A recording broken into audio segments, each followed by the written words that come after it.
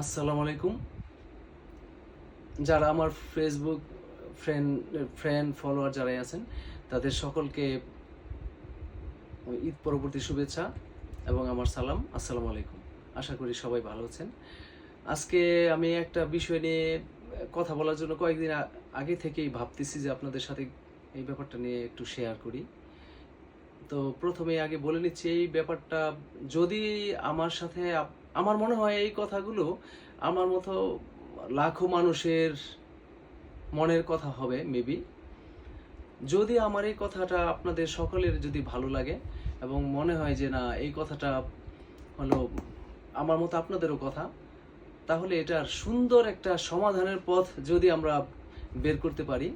আমরা বলতে আমার এই কথাগুলোর সাথে যদি আপনাদের সহমত প্রকাশ করেন, তাহলে আমি তো ঠিকভাবে কথাগুলো হয়তো গুছায় বলতে পারি না, বলতে পারতেছি না। আপনারা যার যার আইডি থেকে সামাজিক যোগাযোগ মাধ্যম অথবা কারো নিঃসন্দেহে উপর মহল পর্যন্ত রাষ্ট্রের সেই প্রধান উপদেষ্টা মহোদয় পর্যন্ত সর্বোচ্চ জায়গায় হয়তো অনেকের পরিচিত থাকতে পারেন। যদি কোনোভাবে এটার কোনো একটুও যদি মানে সমাধানের পথ বের করা যায় কিছুটা পার্সেন্ট হলেও, তাহলে আমার মনে হয় যে দেশের আপামর জনসাধারণ যারা আছেন তারা উপকৃত হবে। তো আমি যেই কথাটার জন্য মূলত করছি সেটা সরাসরি বলি। যেমন আমাদের দেশ হচ্ছে গরমের দেশ, গরম বেশি, আর ব্যক্তিগত মালিকানাধীন গাড়ি রাস্তায় কম। রাস্তা হচ্ছে অনেক, গাড়ির তুলনায় রাস্তাগুলো অনেক বেশি বড় না এবং প্রশস্ত না, সেক্ষেত্রে জ্যামজট লেগেই থাকে, যানজট। তো এটার মধ্যে আমাদের যে রাজপথের যে মিটিং মিছিল সমাবেশ, এটাই হচ্ছে আজকে আমার কথা বলার মূল যে বিষয়টা।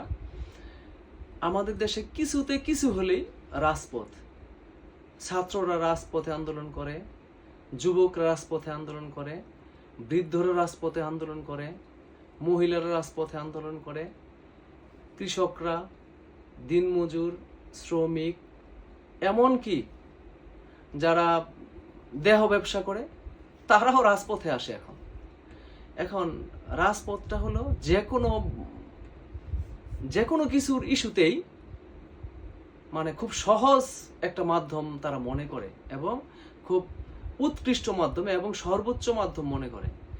যে দেশের একটা নাগরিক রাস্তায় আসা মানে কি, যে আমি রাস্তায় আসবো, আমার পিছনে হলো গাড়ি থেমে থাকবে, ওই গাড়িগুলোর মধ্যে যে সমস্ত যাত্রীগুলো আছে তাদের কষ্ট হবে, আর তাদের এই কষ্ট দিয়েই হলো আমি আমার মানে দাবিটা আদায় করব।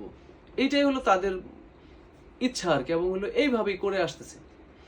এটা যদি হয় তাহলে ওই বিভিন্ন পার্টিতে ছাত্রদের জন্য একটা মানে সংগঠন, যুবকদের জন্য একটা সংগঠন, কৃষকদের জন্য সংগঠন, শ্রমিকদের জন্য সংগঠন, বাস মিনিবাস মালিকদের জন্য সংগঠন, আপনি মৎস্যজীবীদের জন্য সংগঠন, গার্মেন্টস শ্রমিকদের জন্য সংগঠন, মালিকদের জন্য সংগঠন, এরকম করে আপনি কয়েক হাজার সংগঠন পাবেন। মানে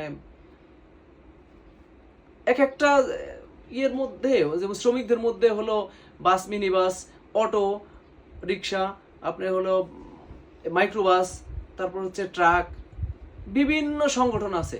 তো ধরেন একটা প্রবলেম এক জায়গায় হইলো, তো এই যে যারা আমাদের নেতা আছেন তাদের সাথে বসে কি এটা একটা মানে সুরাহা করা যায় না?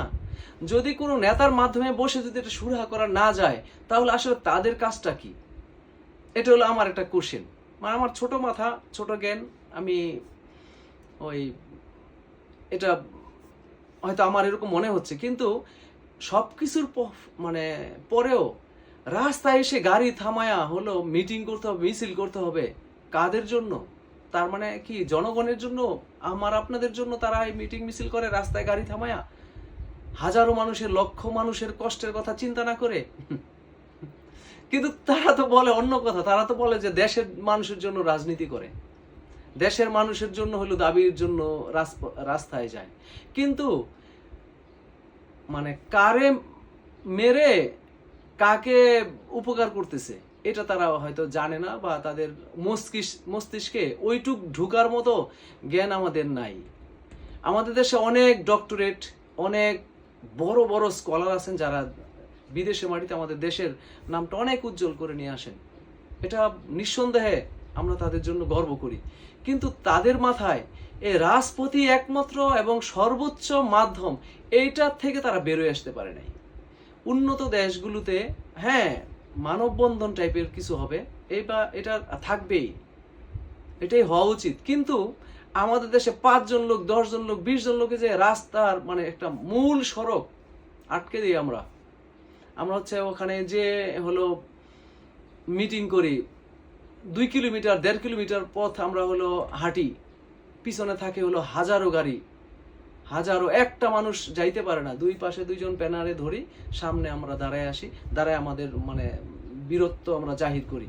কিন্তু এইটাই যদি হয় আমাদের নেতা, তাহলে আসলে সে আমাদের কিসের নেতা? আমরা কিসের নেতা হইলাম? আমি জনগণের কথা ভাবলাম না।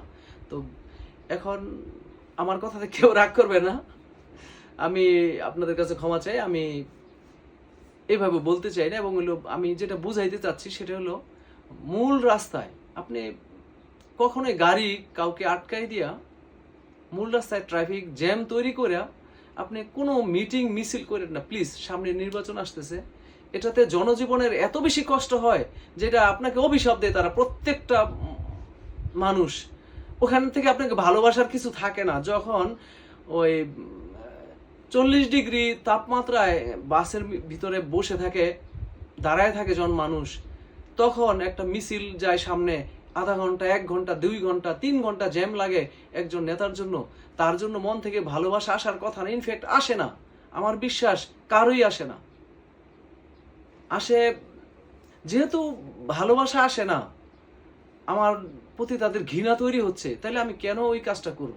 এটার একটা বিকল্প পথ হয়তো খুঁজে পাওয়া সহজ হবে না, কিন্তু খুঁজে পাওয়া যাবে না এটা মোটেও না।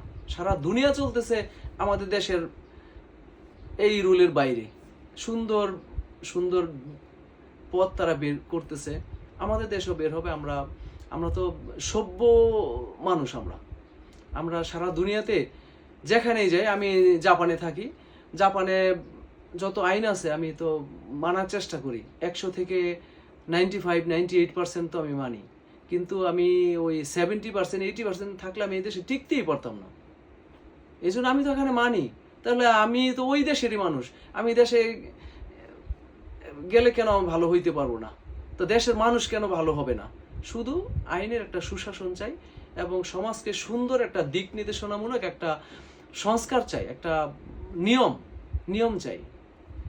এবং এই নিয়মটা করা উচিত, রাস্তার ওই যানজট সৃষ্টি করে কোনো মিটিং মিছিল কোনো অবরোধ করা যাবে না। এটার জন্য অন্য কোনো কিছু করা উচিত। এটা আমার ব্যক্তিগত মতামত, আমি কাউকে আঘাত এবং ছোট করে কথাটা বলি নাই। যদি আমার এই কথাটা আপনাদেরও মনের কথা হয়, তাহলে আপনারাও আমার এই কথাটা শেয়ার করে, অথবা এই কথাটাকে আরো সুন্দরভাবে উপস্থাপন করে যার যার জায়গা থেকে আপনারা একটু সামাজিক যোগাযোগ মাধ্যমে দেশের রাষ্ট্রনায়ক পর্যন্ত যদি এটাকে পৌঁছানো যায়, তাহলে আমার মনে হয় যদি তারা একটু ভাবতো, আসলে এই রাস্তার মধ্যে যেই ইগুলো হচ্ছে, এই মিটিং মিছিলের কারণে যেই মানুষের কষ্ট হচ্ছে, এটা থেকে আমাদের পরিত্রাণের একটা সুন্দর এবং সহজ একটা পথ বের করা আমার মনে হয় উচিত। আর এখনকার যে অন্তর্বর্তীকালীন সরকার আছেন, তো তারাও যদি এটার একটা সুন্দর ব্যবস্থা করে যায়, তাহলে আমরাও সবাই ওই আইনটা সুন্দরভাবে মানতে পারবো ইনশাল্লাহ, আমার বিশ্বাস। এবং এরপরে যারা রাজনীতিতে সরকার গঠন করবেন, তাদের কাছে আমার বিনীত অনুরোধ, আমি একজন দেশের নাগরিক, এই অধিকার নিয়ে আপনাদের কাছে বলতেছি, এটা সুন্দর একটা সমাধান বের করেন, যেটাতে মিটিং হবে, মিছিল হবে, সব হবে, কিন্তু 1 ঘন্টার জন্য, 1 মিনিটের জন্য আপনারা কোনো কষ্ট না দিয়ে জনগণ যেন সঠিকভাবে পথ চলতে পারে, এটার একটা সুন্দর ব্যবস্থা করে দিবেন। একটা যানজট যদি দেশ থেকে চলে যায়, যদি আপনি এইটার মাধ্যমে যদি 10% যানজটও কমাইতে পারেন, তাহলে কম কিসের, অনেক ভালো। প্লিজ এই ব্যাপারটা নিয়ে সবাই একটু সুন্দরভাবে যার যার জায়গা থেকে সহজ এবং সুন্দর ভাষায় উপস্থাপন করে এটা সারা দেশে আমরা একটা এই ব্যাপারটা নিয়ে আমরা কথা বলি। ধন্যবাদ সবাইকে। তো আমি আপনাদের জন্য দোয়া করি, আমার জন্য দোয়া করবেন। ভালো থাকবেন সবাই। আসসালামু আলাইকুম।